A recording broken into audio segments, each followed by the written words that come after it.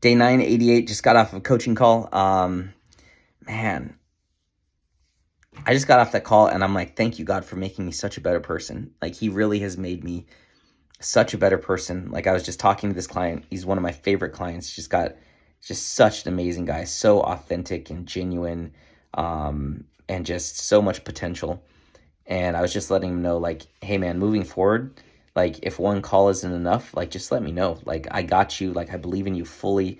The world desperately needs someone with your love out there in the world. And so, like, reach out to me. Let me know. I'm here for you. If you've got to jump on a call for 15 minutes, 20 minutes, we have to do that every day. Like, I'm fine with that. Like, I just want to support you. And it brings me so much joy to see you be able to step into your purpose and do what you're called to do in this world.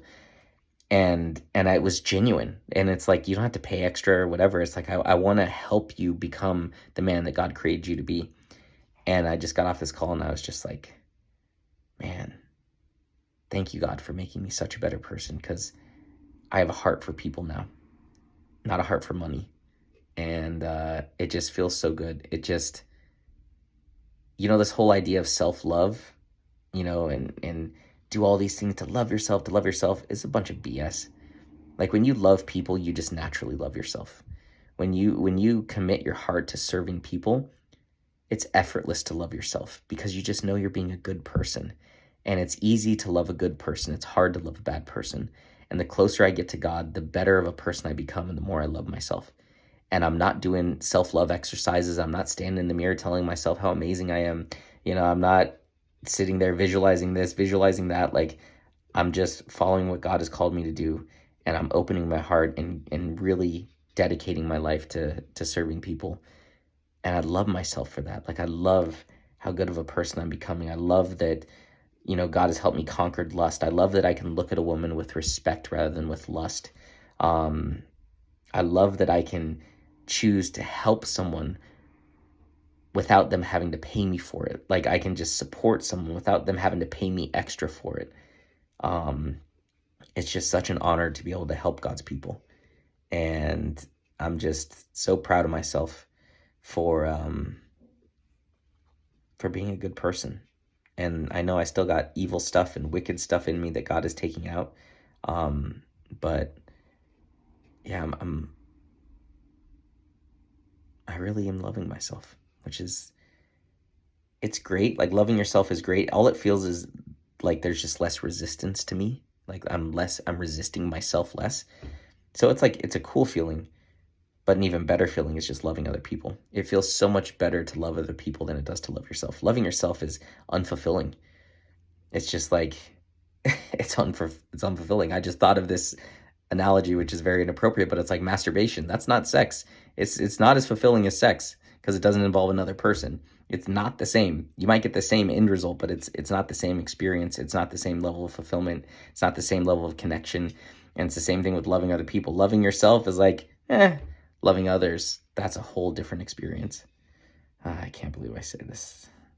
My mom's going to watch this video. Sorry, Mom. But it's true. Like, the whole world is all about self-love, self-love, self-love. And I was all about self-love, self-love, self-love. And now that I'm actually feeling it and experiencing it, it's like, okay, that's great, but it feels a lot better to just love other people. Yeah, crazy. Crazy how the world has us just chase these things that are empty. And when we finally get it, we realize how empty it is, whether it's money or self-love or a car or a title or a certain amount of followers. It's crazy. I haven't been on social media in a month now. And I feel great. It's like I forgot Instagram even exists. Facebook, I forgot it even exists. And it's so freeing. Like, I have zero desire to get back on social media. And I was thinking yesterday, I was like, well, God, how am I supposed to build a business without social media? And then it changed to, yeah, God, how am I going to build a business without social media? That's going to be interesting. I know everything is possible through you. So I wonder how you plan on helping me build this community, this church. It's not even a business. It's a community of believers. It's church. How are you planning on building this, God, without social media? That's a cool question to ask. So, yeah, there's just so much freedom. Not checking everyone's story, not posting my story or post and seeing how many people liked it. And every time I open Instagram, there's a little red dot. So I get my little dopamine hit and I click on it and it's just some worthless thing, but at least I got the little red dot. And oh, what's this person doing? What's that person doing? And it's just like, who cares? I'm so much more present. I spend an average of 4 hours less per day on my phone than I did before. I spent 4 hours a day on social media and I didn't even know it. And now it's like, man, I just feel so much more grounded and peaceful, and I just have no desire to go back. I have no desire to perform for people. I obviously want to share, and it's probably the best platform in the world to share wisdom and faith and all that. So I'm sure at some point I'll be doing that. But right now it just is like, why would I ever go back? Same thing with the lust. Why would I ever go back? I feel so alive and free. Like, it's not worth it. The little ounce of pleasure that I got is not worth the ongoing pleasure that I feel on a daily basis, and the amount of wisdom that God has given me from that, and the empowerment and the confidence. Like, why would I ever go back? Like, there's the calendar that I have right there. And so today is, so 7, 14, 20, 28, 29, 30, 31.